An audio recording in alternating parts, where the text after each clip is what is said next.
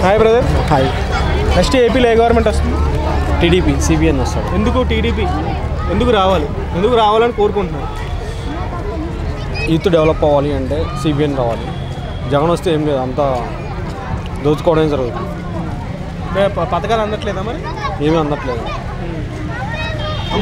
అరాకొర వచ్చినా కానీ అవి పర్టికులర్ పర్సన్స్కి మాత్రమే వస్తున్నాయి. ఆ పార్టీలో ఉన్న వాళ్ళకే వస్తున్నాయి. అలా లెక్కలేసి ఇస్తున్నారా? అవును, పేదలకు రావట్లేదు. అవి ఎవరికి అందాలో వాళ్ళకి అందట్లా అందడం లేదు. సో ఇప్పుడు టీడీపీ జనసేన అలయన్స్లో ఉంది కాబట్టి లోకేష్ గారు ఏమన్నారంటే సీఎం అభ్యర్థి చంద్రబాబు నాయుడు గారు.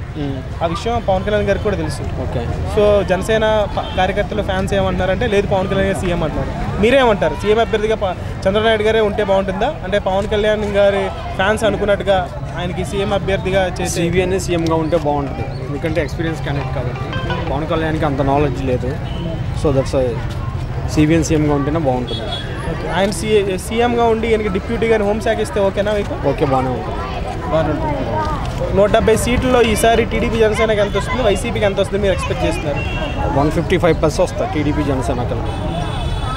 155+. అంత భారీ మెజార్టీ వస్తుందని అనుకుంటున్నారా? అనుకుంటున్నాను.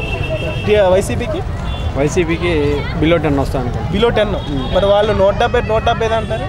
చెప్పుకోవడానికి అందరూ చెప్పుకుంటారు, దాన్ని ఏముంది. సో ఈసారి టీడీపీ జనసేన కూటమి భారీ విజయం అంటారు? భారీ విజయం. 100%. Thank you.